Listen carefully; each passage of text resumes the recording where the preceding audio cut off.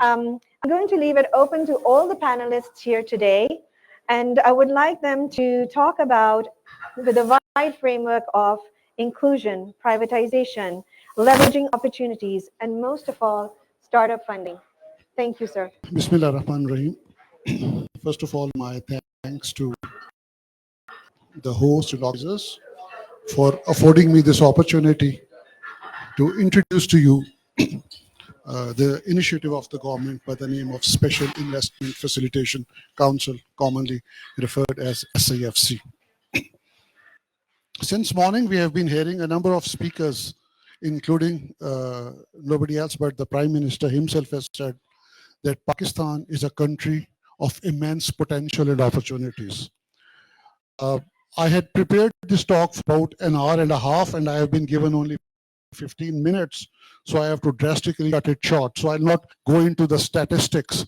Why is this country a country of immense potential opportunity? But needless to say, that position and the condition that we find Pakistan in today does not commensurate to its potential, and Pakistan and the Pakistani nation deserves a position and a stature in the Committee of Nations much higher than where we stand. Economically, a country of 240 million, 15th largest agriculture country, milk, wheat, maize, mango, citrus, all under 10 in the world. Rice exports, you know.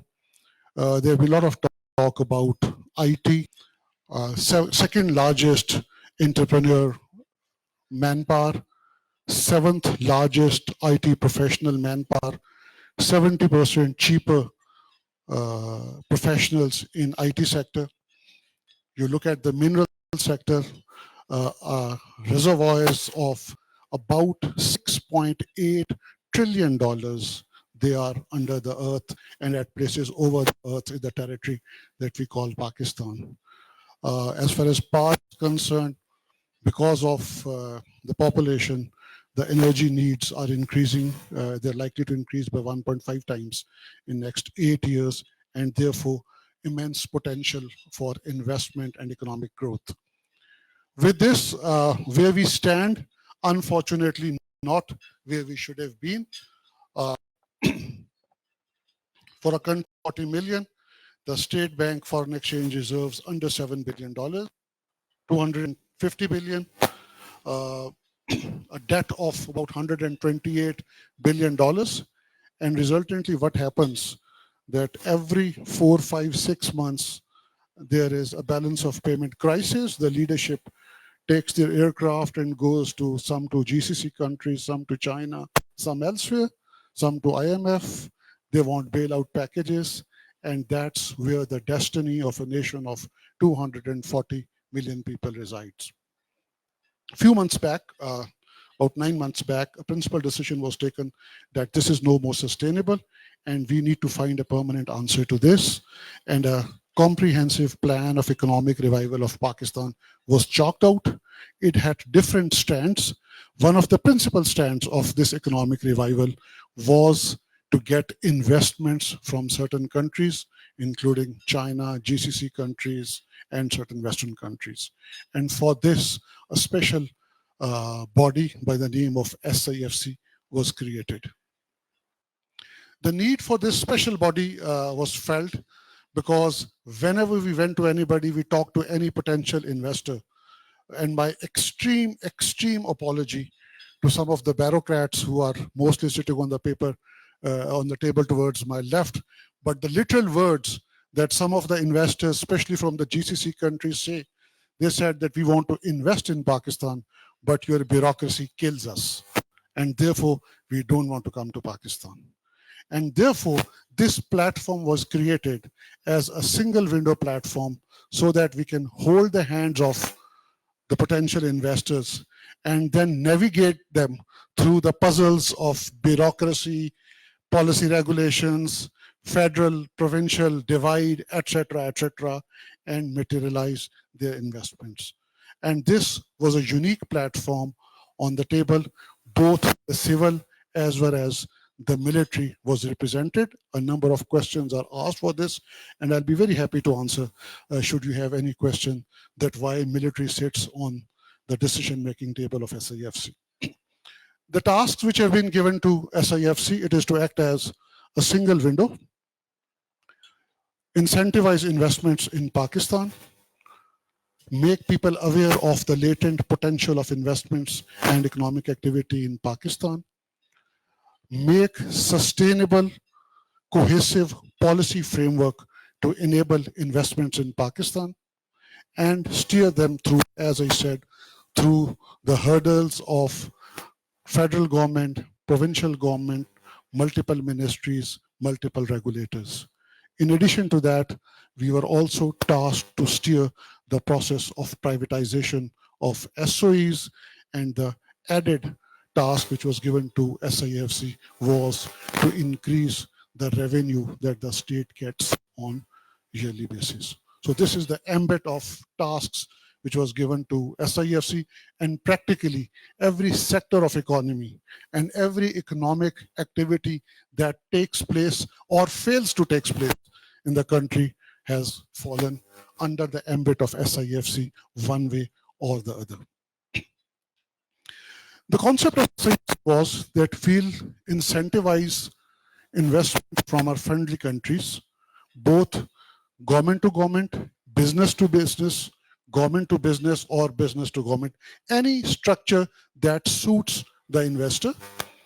Pakistan will provide, as part of this whole concept, the infrastructure, whether it is the lands for agriculture, whether it is the natural reserves for mining, whether it is the technical human resource for IT, or the potential for energy.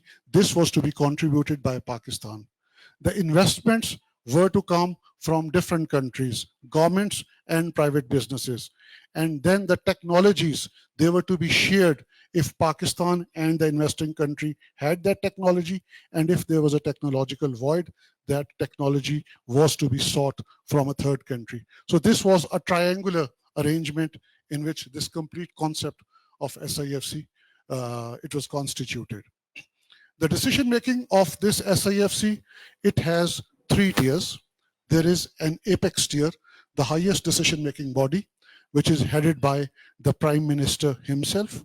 Chief of Army Staff is represented on this platform. He comes by special invitation. And then all the federal ministers, the complete cabinet, all the chief ministers, all the chief secretaries, and all the stakeholders who are one way or the other related to the economic activity in Pakistan, they are part of the apex body or the apex committee, and that's where all decisions are taken. That's the first tier. The second tier below apex is the executive tier. It is headed by the Minister of Planning, a 3-star serving General Officer of Pakistan Army, who is Chief of General Staff. He co-chairs the executive tier, and then all the important ministers, all the chief secretaries, and all the federal and provincial secretaries, they are part of this executive committee. Under that, there is an implementation committee, which is headed by a special assistant to Prime Minister on government effectiveness, Dr. Jahanzeb. He's sitting to my left. I represent Pakistan Army at the implementation tier. And then we have a number of working groups, because we have 5 sectors which we are dealing with it right now. It is defense, it is information technology, it is agriculture, it is mines and minerals, and it is power and energy. So there are 5 working groups which work under the ambit of this implementation committee. All these 5 groups are headed by their respective federal secretaries. All the people who are directly or indirectly related to the execution of any project under the respective domain of these working groups, they form part of these working groups, and that's where the execution is done. The projects are identified by the implementation committee. It is recommended to the executive committee. Executive committee deliberates all the projects and the decisions. Some of the decisions are taken there and then. Some are recommended for the apex committee. And when the apex committee sits under one roof, all decisions are taken, and that's how the processes of government, which were not resolved in years, they have been pending for 3 years, 4 years, we were able to take those decisions within, say, 10 days, 15 days, or 20 days. So that's the kind of short circuiting, that is kind of the fastening up of the decision making at government level that is being done. When we started this SIFC, I have given you the mandate or the terms of reference of this SIFC. Very soon we realized that it is not only the investment that will make the difference, but the overall business environment of the country that needs to be improved. And the moment we touched our business community, our chambers of commerce, our investors, there was a plethora of complaints and requests and suggestions, and there were projects on which decisions were pending for decades, for years.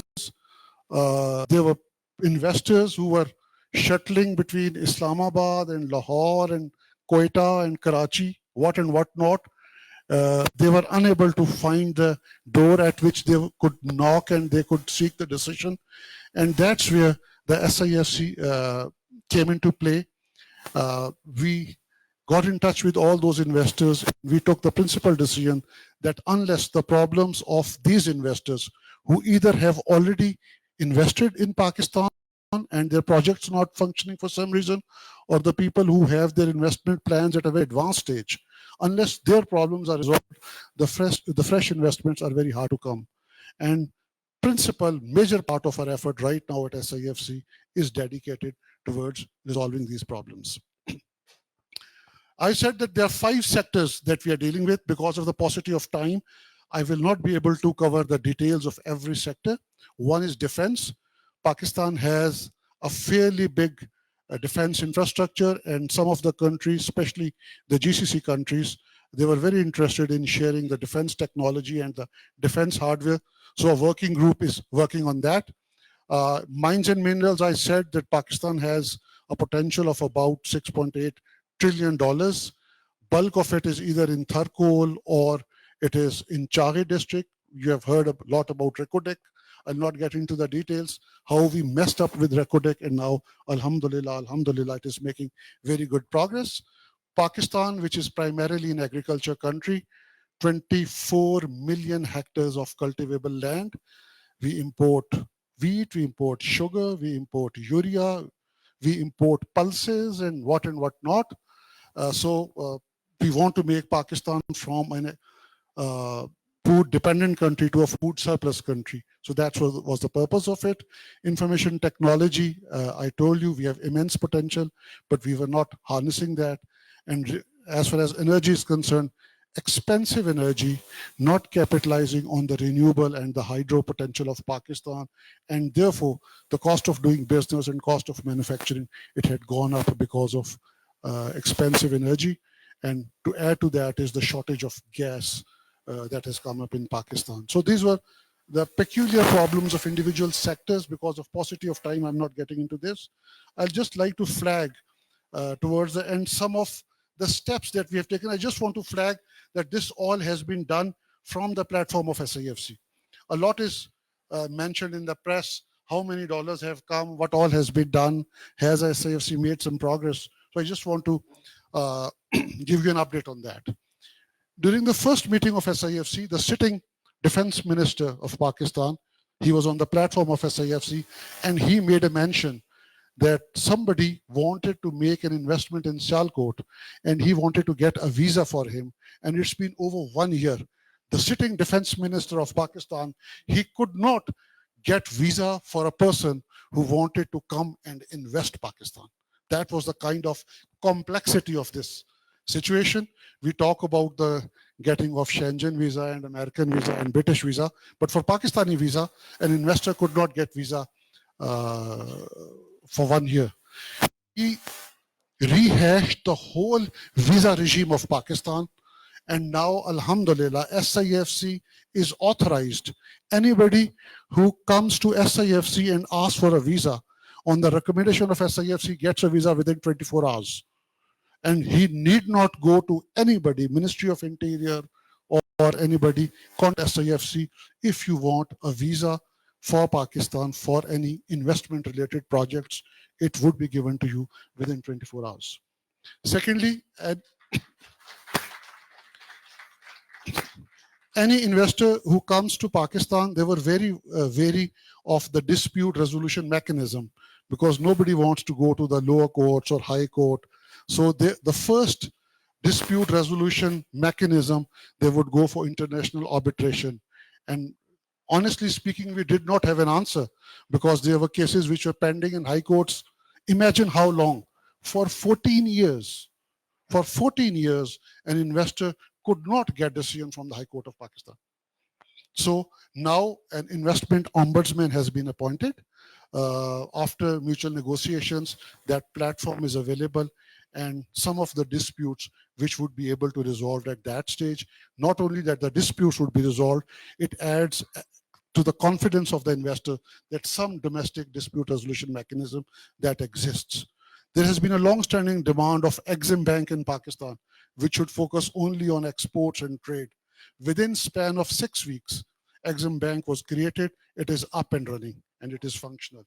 And our thanks to the Ministry of Finance and State Bank of Pakistan, the pace at which it was done, it was a huge facilitation to the SIFC that was done by the State Bank of Pakistan. Profit repatriation. There were a number of companies who had invested in Pakistan, but they could not take their profits back home. And this was a major dissuasive factor for the potential investors. On our special request, a lot of efforts were made. Situation has not been 100% resolved, but I would say it has been 70 to 80% resolved. And now most of the profits which the foreign investors earn, they're able to repatriate it to their countries. IT related, there was an issue of retention of their profits in foreign exchange. On the recommendation of SIFC, that has been increased now from 35 to 50%. And we think that the data which is coming out, and there has been a substantial jump in the IT-related exports of Pakistan. One of the contributing factors is this increase in the retention ceiling from 35 to 50%. National space policy. This was stuck for the last 20 years. For the last 20 years, Pakistan as a state and Pakistan as ministries could not decide on a space policy. SIFC has got that policy approved in 1 month. That has been approved. The rules are now being finalized, and this will open for Pakistan an whole avenue of Starlink, internet and communication and such like facilities. It was stuck for 20 years. 5G, I was just having a discussion with the technical professionals of Jazz. They have a difference of opinion, which we'll try to resolve. But we took up from the platform of SIFC that we must roll out 5G facility in Pakistan at the earliest. 5G was stuck because of a stay order from Sindh High Court for the last 12 years.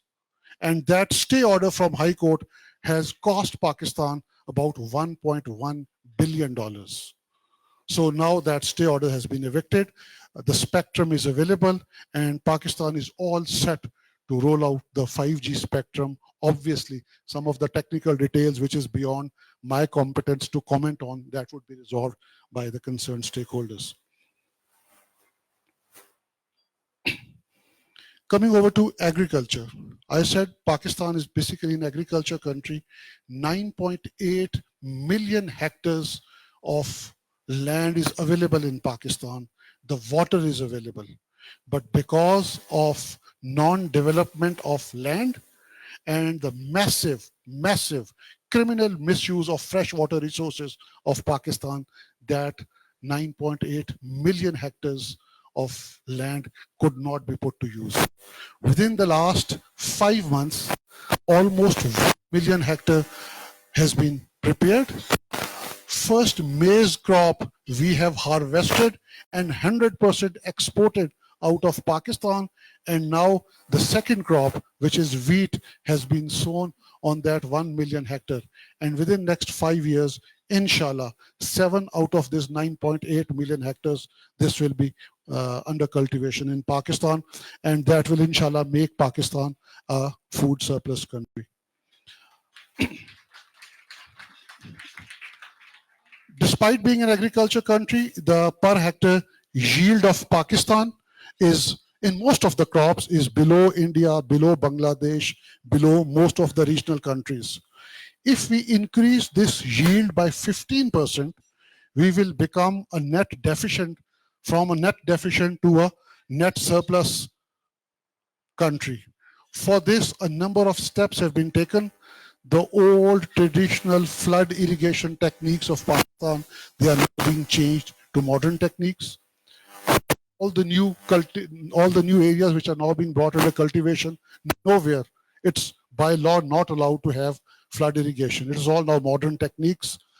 Pakistan's seed policy, the first seed policy, is in the very final stages of implementation, and the massive misuse, hoarding of seed and non-authorized seed resulting into low yields, that issue will be addressed, and inshallah come 6 months in Pakistan, it will be all certified seed which can be traced through the QR code, and no illicit or no, I would say, wrong seeds, they would reach the farmers. Urea, in Pakistan, there is a simple formula from north to south: put 2 bags of urea and 1 bag of DAP per acre, irrespective of what kind of a soil you have, what is the problem. For this, a state-of-the-art system by the name of LIMS, Land Information and Management System. It's a satellite-based system. It has a whole force of people who work on ground. They have a tablet on their hand. They do the soil analysis, complete data is uploaded, and every farmer, he can know that how much of organic matter, what is the condition of soil, what is the weather forecast for coming days, when should he sow the crop, so on and so forth. So now state-of-the-art information is available, and we hope that it will contribute in a big way in increasing the per acre yield of Pakistan. I talked about Recodec, huge potential, but there is no connectivity. There is no road, there is no rail, there is no water. So by the kind courtesy of the planning division, presently being headed by Dr. Jahanzeb Saab, a complete master plan has been chalked out in which all these facilities are being extended to Chari district, and despite all financial constraints, maximum money has been made available for these projects of immense national importance. As far as renewable energy is concerned, Government of Pakistan had issued LOIs and LOSs for the last 3 years, 4 years. There are multiple companies who are roaming around in Pakistan holding their LOIs in hand, and actually those projects were not materializing. At a very fast pace, this issue has been resolved, and now all the projects which are given, they would be able to be completed on a very fast track, and the decision, if some projects are not feasible, the decision would be given so that the investor, he does not keep running after the decision makers for the finalization of these projects. I talked about privatization. After 10 years, the first project in Pakistan has been privatized. Heavy electrical complex, the privatization has been completed and handed over. And the privatization of Pakistan International Airline, the big headline. I know there are a lot of opinions for and against, but it is being pursued with minimum energy and maximum pace from the platform of SIFC. I understand there are opposing opinions to this, but we think national carrier Pakistan cannot afford a loss of 50 crore rupees per day. It is simply not sustainable. And to the best of our ability, despite all impediments, we'll try our level best to privatize PIA as soon as possible. There was a mention by the Prime Minister in the morning that Pakistan needs to increase its revenue. As of now, Pakistan has a net revenue of about 8 trillion, and out of that, 5 trillion goes into our debt servicing. Major reforms which have not been done in recent years, They are underway in FPR. I will not get into the details. I'm sure those are available on the media, but the complete structure of FPR is being changed, and we are very hopeful that both the customs and the inland revenue, with the new configuration, they'll be able to significantly enhance the revenue of Pakistan, and we need to go from 8.5 to 10, 10 to 15, and 15 to 20. Unless we have a revenue at 20%, probably the fiscal requirements of the country, they would not be able to meet. And the last point that I want to flag here, we have some ambassadors sitting here. We made a very earnest request from the platform SIFC that we need to reorientate our diplomacy and focus on the economic interest. Geopolitical, geostrategic, very important, but economy is more important. And with the cooperation of our Foreign Office and also with the cooperation of the Ministry of Commerce, a major effort has been initiated where all our foreign missions, they are enabling, helping the efforts of SIFC, and the kind of support that we are getting from our ambassadors is unprecedented. Also, we have about 50 missions of different kinds, commerce attaches, investment attaches in different missions. Their previous appointments, to be honest, they were not aligned with the business and investment interest of the country. That complete regime has been overhauled, and now the new selection has been done and new investment and commerce attaches are being deployed, and I'm sure their performance would be much, much better than their predecessors, but it's a process that needs to be continued, and I'm sure with the passage of time, this complete regime will improve. I'll stop here because the time allotted to me, I have already grossly overshot that time. But I would just conclude by saying that SIFC is there to stay. Some of the misperceptions that it's an ad hoc arrangement that has been made, as the Prime Minister said in the morning, the legal backing or the legal legitimacy that SIFC gets is from Chapter 2 of BOI Act. So it's an act of the Parliament and it has complete authorization. It has the authority to directly direct any ministry, department, or regulator. And this unique authority has been given to SIFC just to ensure that the process of decision making, it is expedited and it does not get lost in the red tapeism for which the government of Pakistan is known for. Also, I said that because we won't be having time for questions, military is there on the table of SIFC to assist, not to take ownership of this process. All the decisions which are taken at SIFC are ultimately implemented by the concerned stakeholders, the concerned ministries, the concerned ministers and secretaries. Army is there to only facilitate. And we think that if the country is in crisis, it is the responsibility of not only every institution, but every citizen of the country to do his bit to bring this country out of the crisis that they are. Pakistan Army is not getting a penny, not a penny out of any investment, any project that is undertaken. Take the example of agriculture. Any joint venture which is done in agriculture sector, 40% goes to the provincial government, 40% goes to the stakeholders, and 20% goes into the research and development of that particular field or that particular crop. Not a penny goes to Pakistan Army. Pakistan Army is able of SIFC just to facilitate, not for any other interest. Ladies and gentlemen, thank you very much. I'll just conclude by saying that Pakistan is through unprecedented challenges and unprecedented risks. We all as a nation need to put efforts together to bring Pakistan out of this economic crisis. And as I said at the start, Pakistan as a country and Pakistanis as a nation deserve a much better place and stature in the Committee of Nations than what we all find ourselves in. Thank you very much. My next guest will be Dr. Amjad Saqib, the chairman of BISP and the founder of Akhuwat Foundation.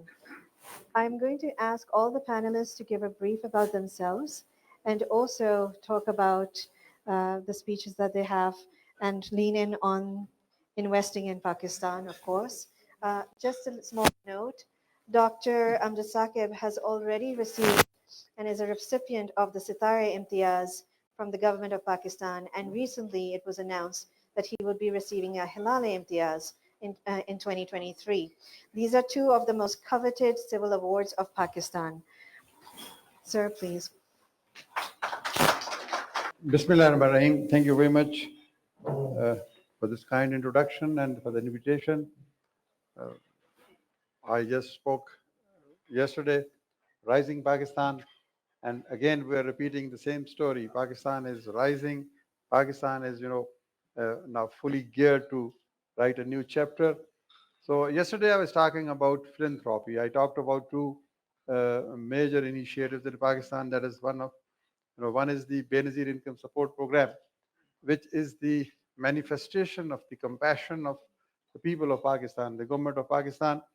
This is one of the largest programs in the world, which are promoting social safety net. Nearly 9.3 million families, which will soon be reaching 10 million. So these families are getting regular support from the government of Pakistan. When we talk about welfare, we usually say that Scandinavian countries are doing extremely well. But if in Pakistan we are supporting the poor people, we say it is a charity. So this is not a charity. This is a right given to those people who have been left behind, who are marginalized and who are disadvantaged. So I'm not talking about this charity and philanthropy. The other model I just would like to briefly introduce is the Akhuwat model, that is providing interest-free loans to the poor people. Uh, People have potential, people have the skills, people have the desire to move ahead, but the basic thing is they don't have collateral, they don't have money. No bank allows them to enter their doorsteps. So this financial inclusion is extremely important, and through Akhuwat, we have inspired a large number of microfinance institutions to provide these interest-free loans to the poor people so that they can come out of poverty. So as far as the investment is concerned, these were two basically, philanthropic projects, but we have experimented with many other avenues where you can put your money with some, dividend expectations and the profit. Number one, we have established an institute of, and there are many such institutions in Pakistan, of tourism and hospitality management. So please join us and tell us that what kind of management professionals do you need. Give us curriculum, give us demand, give us the, what kind of people you need. We will produce. Number one. Number two, recently, just now I was talking to Mr. Niazi about the how can we enhance the number of professionals working in health sector. So we have nurses, we have paramedics, we have different technicians in all those medical related fields. We just request you, tell us how many people do you need in nursing, in taking care of the old and elderly, for the physically, mentally challenged people, for all the such disabilities. So we are now in a position, there are, I think, more than 40, 50 medical colleges in Pakistan who are willing to produce nurses and paramedics. So we can connect you to all those if you have, you're working in health industry here. So we will be very happy to give you the great and fully professionalized people who can serve over here. Number three is the IT. We have a large number of institutions. We have a consortium, and you just tell us that what kind of people do you need in artificial intelligence, in cyber security, in digital marketing. But there are a large number of extremely important fields which are truly related to the market needs. So we are in a position to produce that human resource. So the investment may be in agriculture, as beautifully told by General Saab, General Tabassum, but we can, focus, we can take you to invest in human resource. You can invest in agriculture, you can invest in IT, you can invest in, livestock. There are plenty of opportunities available in Pakistan. But the biggest asset which we have is the 240 million people, the extremely vibrant community of young people who are willing to move ahead and who are willing to, create history not only for Pakistan but for their own self as well. So any kind of association which you need in human resource management, whether it is in financial inclusion, we have a large number of. Recently, the Securities Exchange Commission of Pakistan gave license to 4 housing finance companies, for-profit housing finance companies. There is dearth of 10 million houses in Pakistan. So we invite you to come to Pakistan and invest in housing industry, and the basic infrastructure is available. We have a large number of database, even the BISP and programs like Akhuwat. We have millions of the people's database which are willing to buy a home, build a home, renovate a home, or improve the facilities. So there is extreme, lucrative and possibilities to come and invest in housing. And similarly is the solar energy. We will be very happy to connect you with the millions of the people who are. We have been, able to include them through financial inclusion in all these things. So the solar energy is another avenue where you can invest. So I have been given only 4 minutes, and these minutes are, I think, near completion. But my story will continue. I will just request you that investment in human resource is one of the best investments. So if you need good human resource in health sector, in IT sector, in education, in finance, whatever the need you are. So we will be happy to shake hand with the SIFC and connect through this, collaboration. We will be happy to be a part of that big effort. So thank you very much, ladies and gentlemen. Pakistan is waiting for you. Most of you are from Pakistan, and love for Pakistan is in your blood. So now the stage is set, and all your investments will be protected, safe, and inshallah, together we will be able to make Pakistan a better place and the whole world a better place to live in. Thank you very much. Our next guest is Mr. Kaan Terzioglu. He's the group CEO of VEON. As the Group Chief Executive Officer of the VEON Group since 2021, Mr. Kaan leads the executive teams of the company's digital operators, providing connectivity and digital solutions, empowering their customers with digital finance, education, entertainment, and health services, amongst many others, as well as supporting the economic growth of the company's operating markets.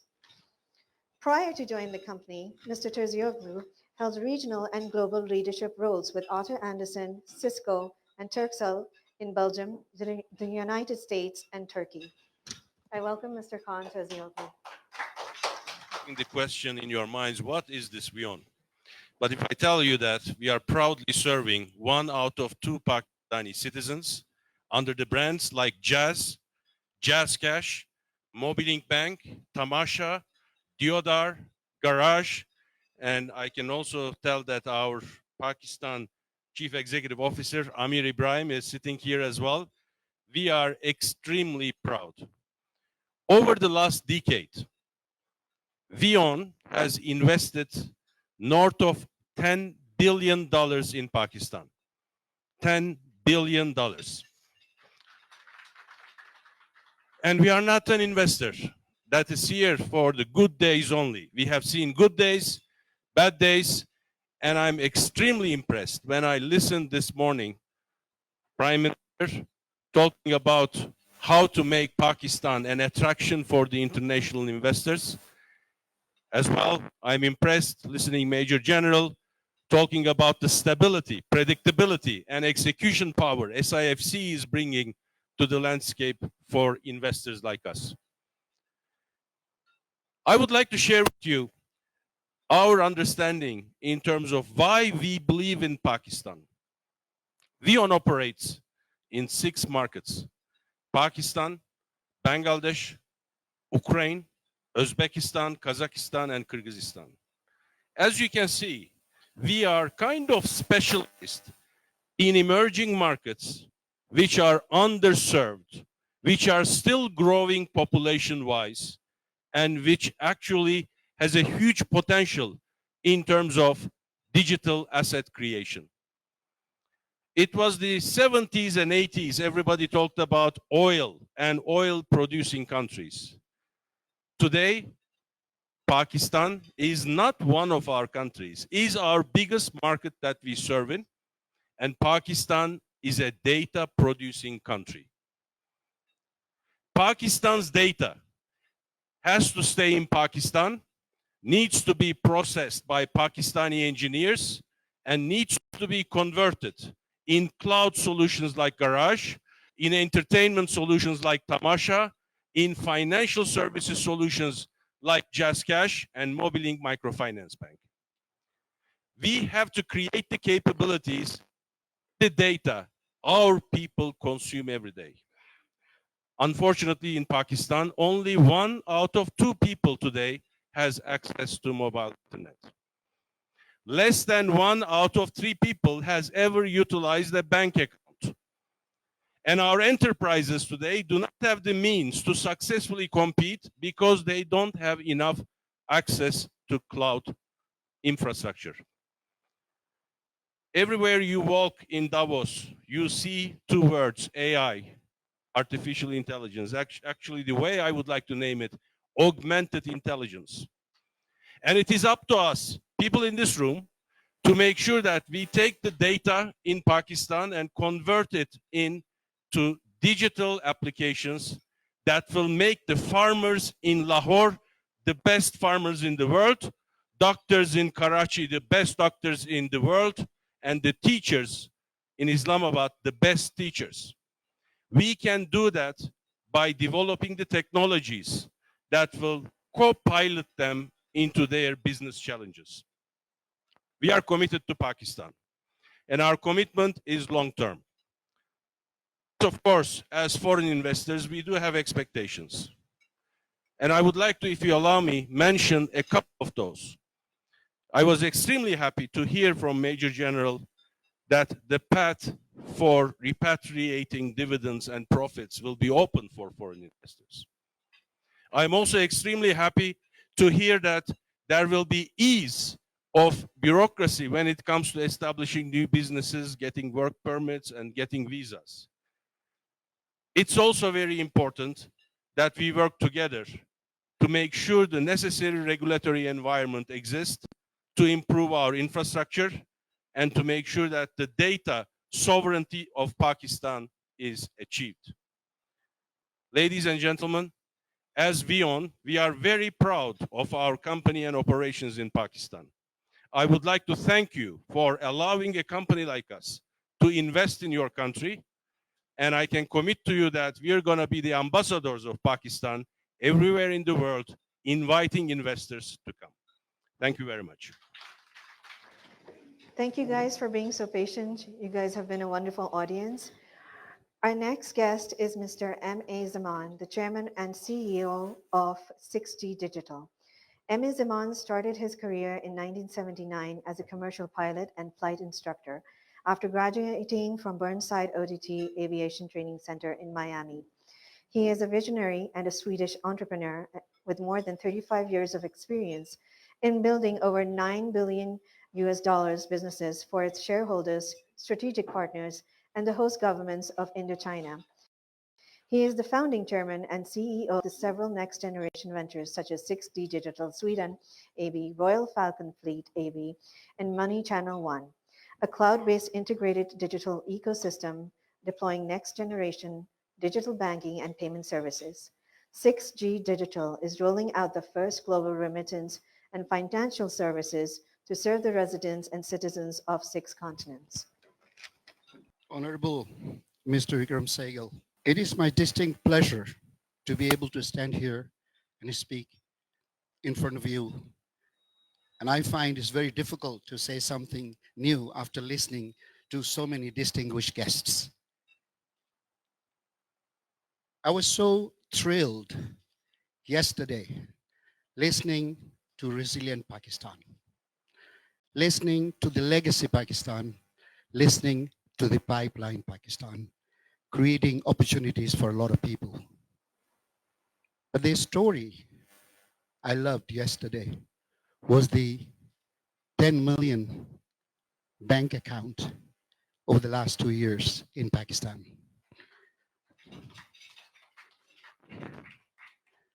Everything in our life starts with a vision. We stand here before you and salute Mr. Ikram Sehgal's belief 20 years ago, come here in Davos and trying to promote Pakistan and dedicating his time to help banked the unbanked. My company, 6G Digital, my previous company, Millicom International Cellular, we have been very focused in building mobile telephony back in the 80s, 90s, and 2000s. In fact, my company was the world's first mobile telephony company, launched in 1981 in Sweden under the name of Convic. And then actually the second company we built was called Vodafone. In fact, the two first mobile phone company in Pakistan, Pakcom and Paktel, was also built by us. And across the border, Airtel, SkyCell, many companies, all in all about 135 telephone companies, including 22 first telephone companies in Russia was built by us. So we understand infrastructure means something very important.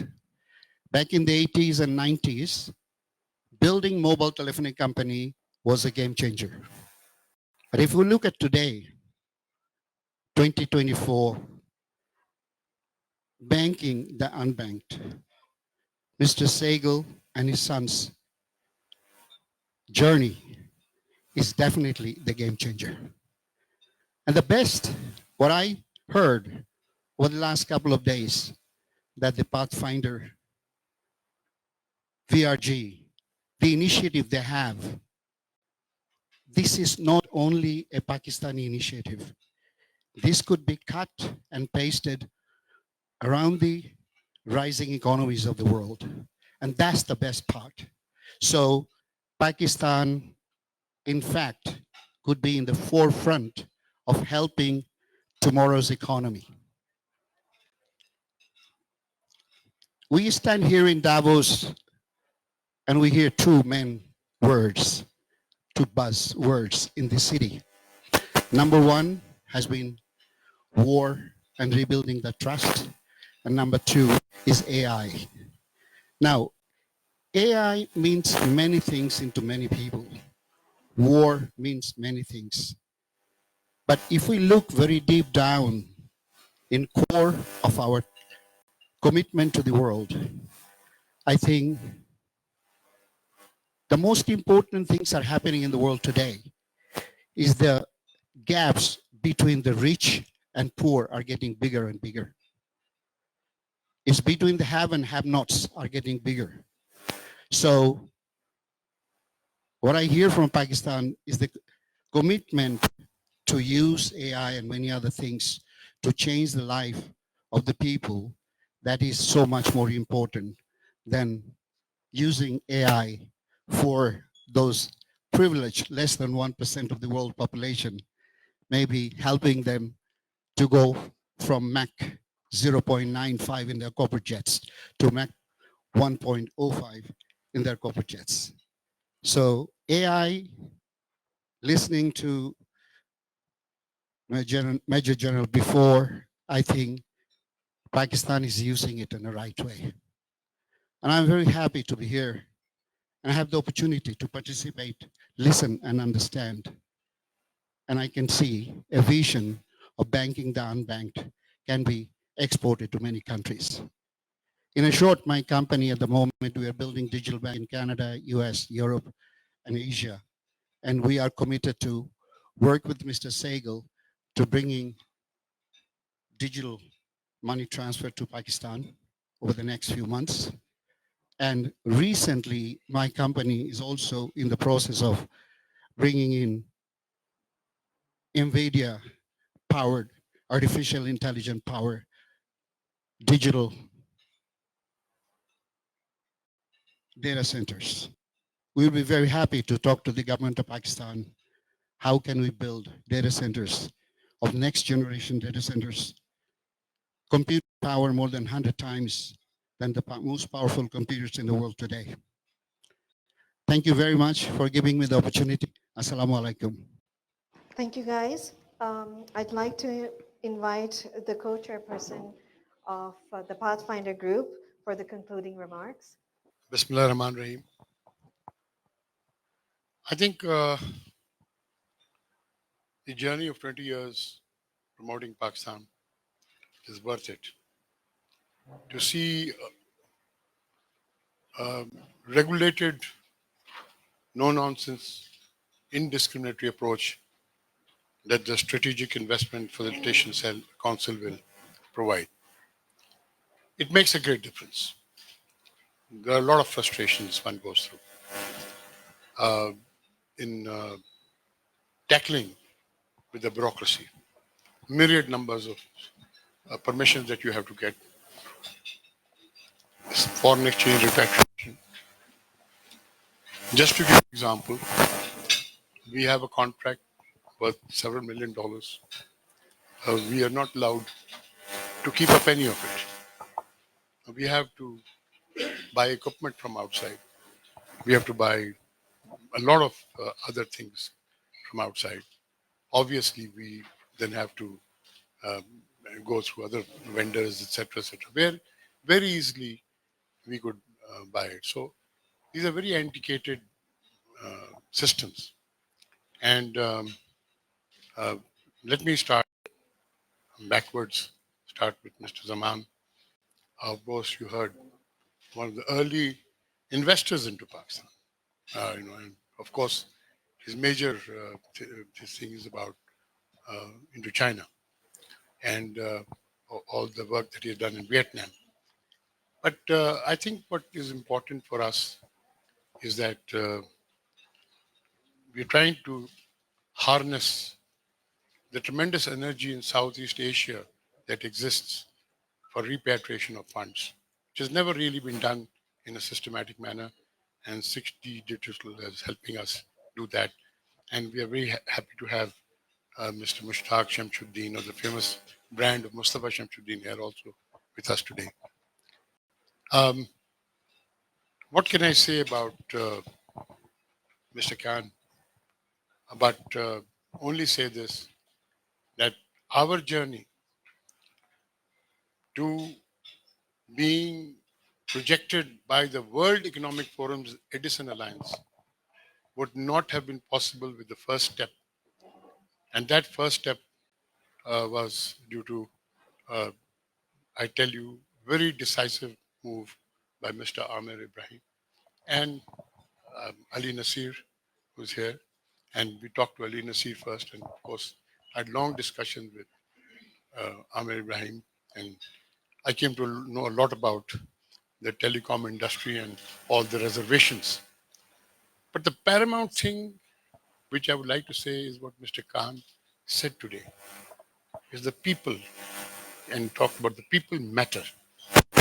And that $10 billion is not a small amount of.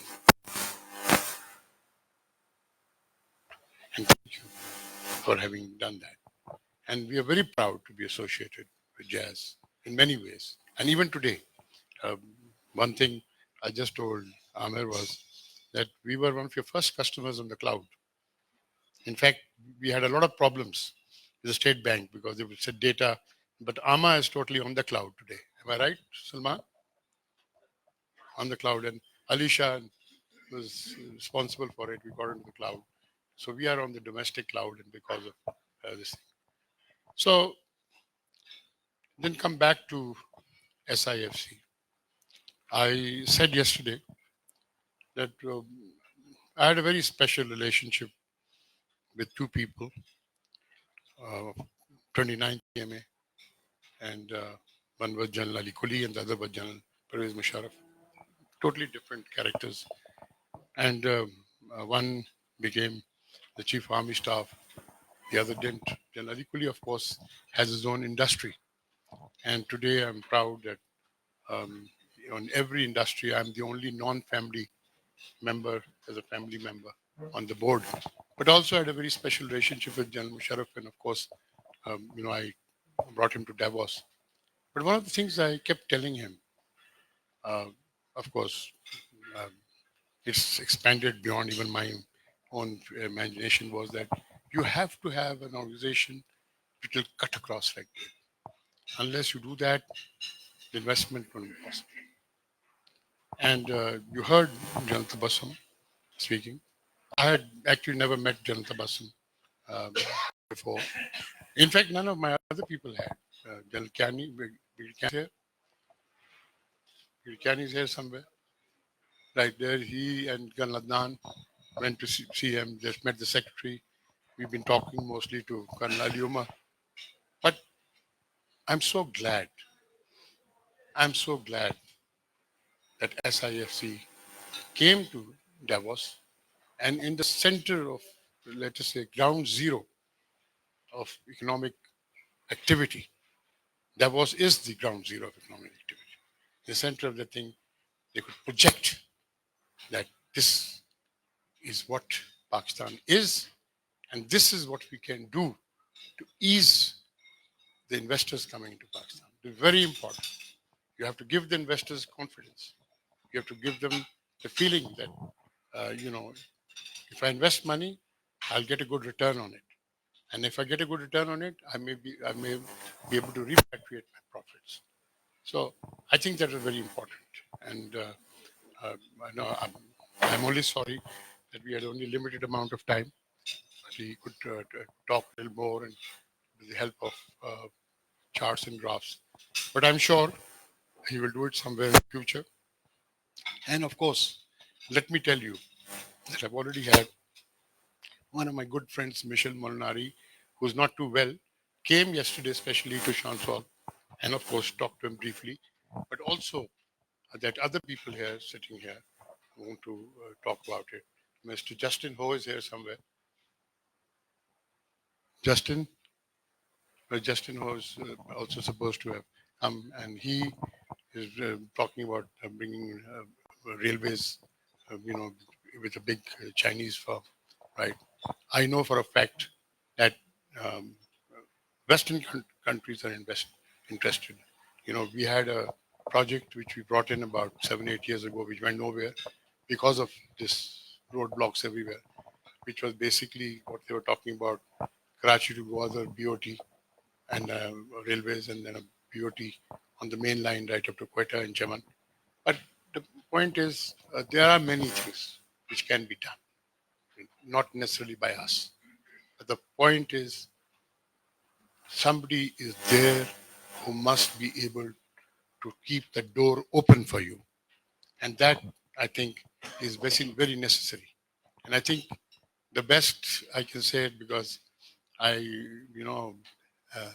been in the army, is that, you can do any amount of electronics, but you require the boots on the ground to kick open the door and get into the hut, right? And that boots SIFC will provide to ensure that the investor gets a fair return on his investment. Thank you, everybody. Thank you, people. Thank you. All right.